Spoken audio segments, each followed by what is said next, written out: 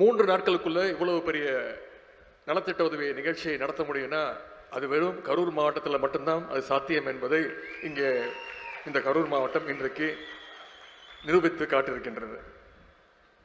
கரூருக்கு எப்போது வந்தாலுமே ஒரு தனி உற்சாகம் பிறக்கும், புத்துணர்ச்சியும் ஏற்படும். இன்றைக்கு இந்த நிகழ்ச்சிக்கு நான் தங்கியிருக்கக்கூடிய அறையிலிருந்து கிளம்பும் போது 5 மணி, இங்கே வந்து நான் சேருவதற்கு கிட்டத்தட்ட 1 மணி நேரம் ஆனது. முழுசாக வந்து சேருவேனா அப்படின்ற சந்தேகமும் எனக்கு இருந்தது.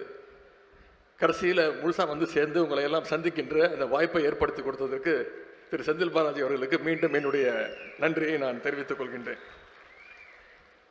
கரூர்னா எப்பொழுதுமே அது ஸ்பெஷல் தான்.